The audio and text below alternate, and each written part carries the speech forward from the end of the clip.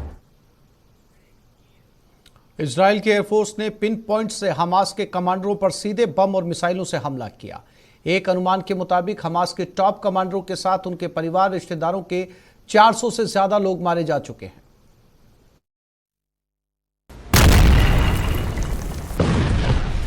Israel की air force ने pin point से हमास के कमांडरों पर सीधे बम और मिसाइलों से हमला किया है। एक अनुमान के मुताबिक हमास के टॉप कमांडरों के साथ उनके परिवार रिश्तेदारों के 400 से ज्यादा लोग मारे जा चुके हैं। खबर यह भी है कि कई घंटों तक एक स्पेशल और सीक्रेट मिलिट्री ऑपरेशन किया इजराइल की आईडीएफ ने, जिसमें हमास के कब्जे में मौजूद एक इजरायली महिला सैनिक को इजरायली सैनिकों ने छोड़ा लिया है। Just as the United States would not agree to a ceasefire after the bombing of Pearl Harbor or after the terrorist attack of 9/11, Israel will not agree to a cessation of hostilities with Hamas after the horrific attacks of October 7th. Calls for a ceasefire are calls for Israel to surrender to Hamas, to surrender to terrorism, to surrender to barbarism. That will not happen. अब Qassam brigade से IDF की सीधी जंग में अब तक 9700 से ज्यादा लोगों की मौत हो चुकी है। इजराइल के 1400 से ज्यादा नागरिक मारे गए हैं। वहीं 8306 फिलिस्तीनियों की भी मौत हो चुकी है। जानकारों के मुताबिक इजराइल आर पार की जंग कर रहा है, इसीलिए इजरायली सेना सबसे पहले हमास के सबसे टॉप कमांडरों को चुन चुन कर जान से मार रही है।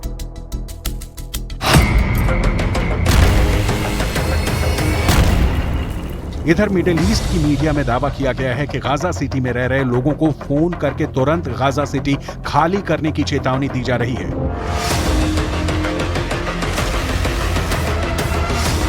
मिडिल ईस्ट के एक युम्मा अल सईद का दावा है कि उसे उसके परिवार को तुरंत गाजा सिटी खाली करने की धमकी फोन पर दी गई है। इससे पहले इजरायली सेना ने आसमान से पर्चे गिराए थे।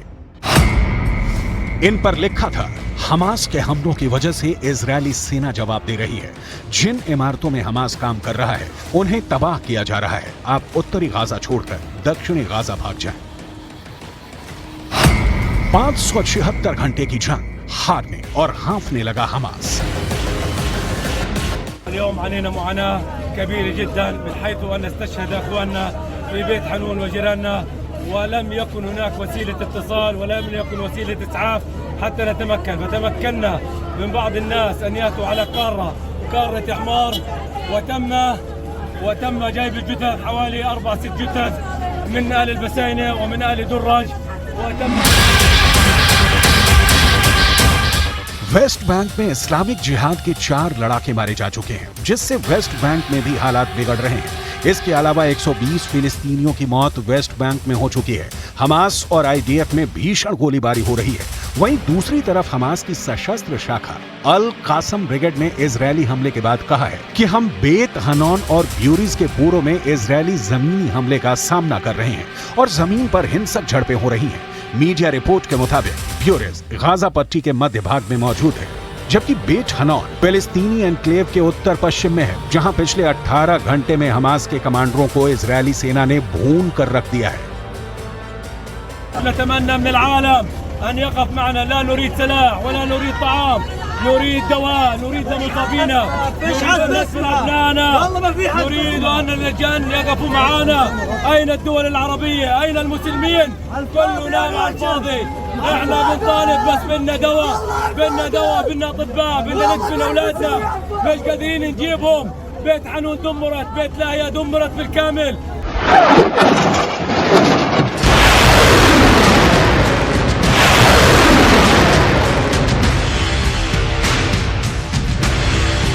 इसके अलावा हिजबुल्लाह के पास 45,000 ऐसे लड़ाके हैं जो अमेरिका और रूस की स्पेशल फोर्स के सैनिकों की तरह जंग करने में माहिर हैं। हिजबुल्लाह चीफ हसन नसरुल्लाह यहां तक दावा करते हैं कि उनके पास 1,50,000 से ज्यादा मिसाइलें हैं जो इजरायल को मिडिल ईस्ट के नक्शे से मिटा देंगे। लेकिन सवाल उठता है कि जिस तरह से इजरायल ने अब गाजा पर हमले शुरू किए हैं, क्या ऐसे हालात में हमास समर्थक मुस्लिम देश इजरायल को रोक पाएंगे?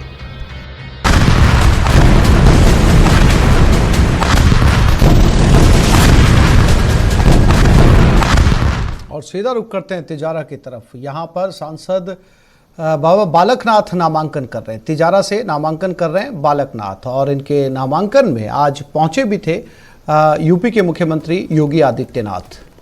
ये सीधी तस्वीरें नामांकन से, जहां पर बालकनाथ तिजारा से नामांकन कर रहे हैं।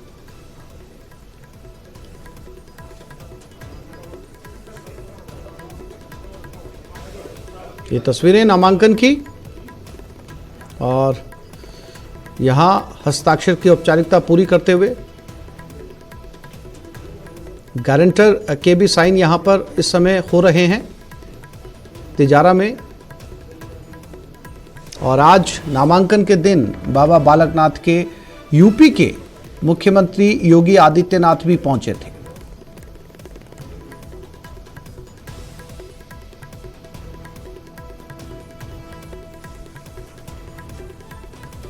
सीधी तस्वीरें नामांकन से।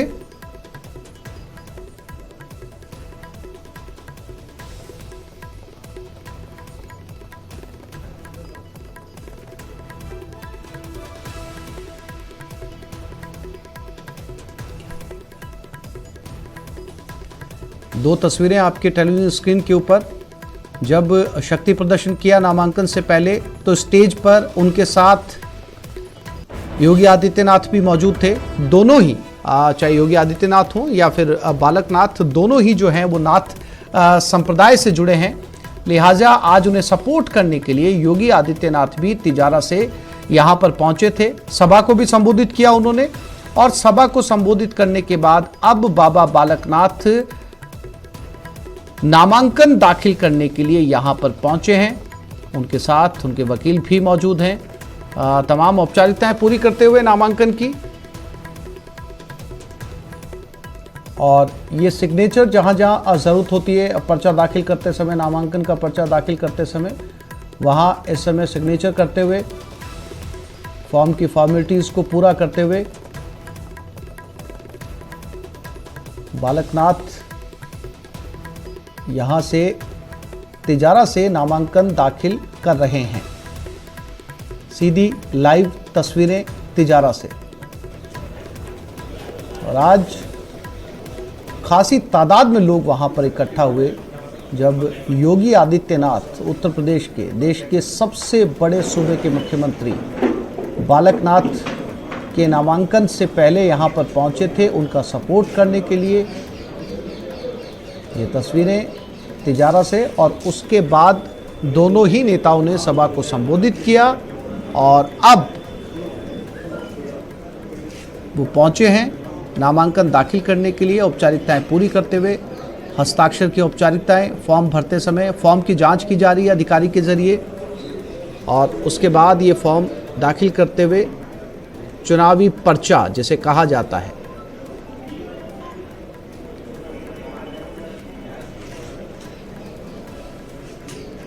तिजारा से ये तस्वीरें।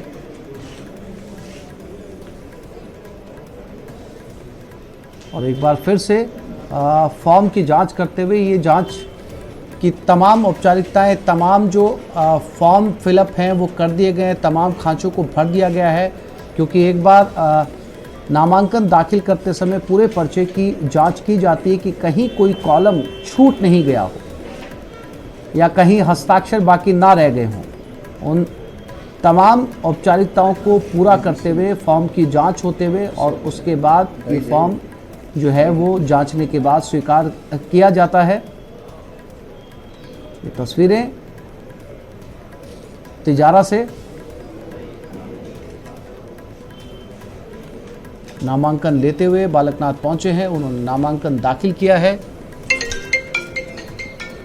और नामांकन से पहले एक बड़ा शक्ति प्रदर्शन तिजारा में, ऐसा कहा जा सकता है, क्योंकि आज उत्तर प्रदेश के मुख्यमंत्री योगी आदित्यनाथ भी पहुंचे थे।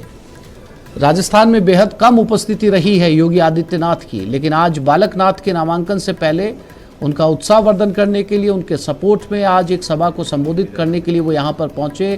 काफ़ी देर तक वो इस सभा में मौजूद रहे, और अब उस सभा के बाद बालकनाथ पहुँचे हैं अपना पर्चा दाखिल करने के लिए।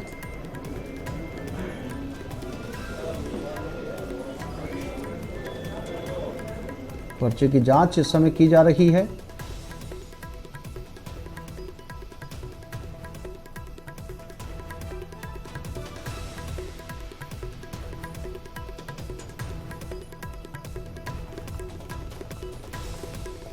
ये तस्वीरें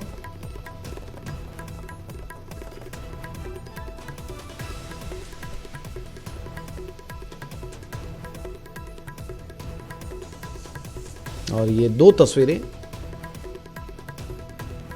आपके टेलीविजन स्क्रीन के ऊपर हस्ताक्षर करते हुए और दूसरी तस्वीर के अंदर फॉर्म स्वीकार करते हुए प्रधानमंत्री नरेंद्र मोदी और बांग्लादेश की प्रधानमंत्री शेख हसीना ने वीडियो कॉन्फ्रेंसिंग के माध्यम से भारत की मदद से बने 3 परियोजनाओं का संयुक्त रूप से उद्घाटन किया। जिन परियोजनाओं का उद्घाटन किया गया उसमें Akhaura Agartala cross border rail link, Khulna Mongla port rail line और बांग्लादेश के रामपाल में मैत्री सुपर थर्मल पावर प्लांट का दूसरा यूनिट शामिल किया गया है। इस दौरान कार्यक्रम को संबोधित करते हुए पीएम मोदी ने कहा, यह बहुत खुशी की बात है कि हम एक बार फिर भारत बांग्लादेश की सफलता को मनाने के लिए एक साथ जुड़े हैं। हमारे संबंध नई ऊंचाइयों को छू रहे हैं। 9 सालों में जितना काम किया गया है उतना कई दशकों में नहीं हुआ।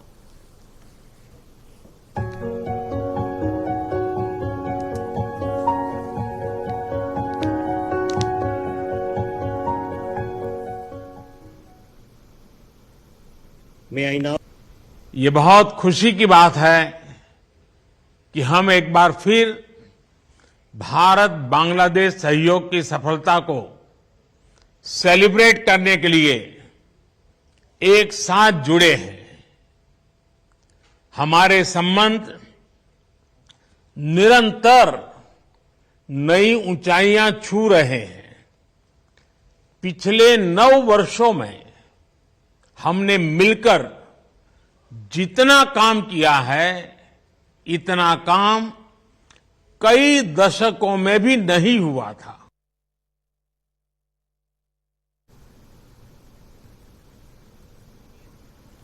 और महाराष्ट्र में मराठा आरक्षण को लेकर हिंसा बढ़ती जा रही है। मराठवाड़ा के कई क्षेत्रों में आगजनी, तोड़फोड़ और सड़कों पर आंदोलन के चलते कुछ इलाकों में कर्फ्यू लगा दिया गया है और इंटरनेट सेवाएं बंद कर दी गई हैं। मराठा आरक्षण आंदोलन के नेता मनोज जारांगे पाटिल के अनशन पर बैठने के बाद से कार्यकर्ताओं में काफी गुस्सा है। जगह जगह दूसरे समर्थक भी अनशन पर बैठ गए। मंगलवार को राज्य में सत्ता पक्ष ने कुछ विधायकों और नेताओं के घरों पर भी हमले हुए और गाड़ियों में तोड़फोड़ की गई। मराठा आरक्षण के मुद्दे पर महाराष्ट्र के मुख्यमंत्री एकनाथ शिंदे ने सर्वदलीय बैठक बुलाई। मीटिंग के बाद कहा गया कि महाराष्ट्र सरकार द्वारा बुलाई गई सर्वदलीय बैठक में सभी राजनीतिक दल मराठा आरक्षण देने पर राज्य सरकार के साथ खड़े हैं। वहीं मराठा आरक्षण आंदोलन का समर्थन करते हुए पुणे में छत्रपति शिवाजी महाराज मार्केट के मजदूर संघ ने 1 दिन के लिए बाजार बंद का ऐलान किया है।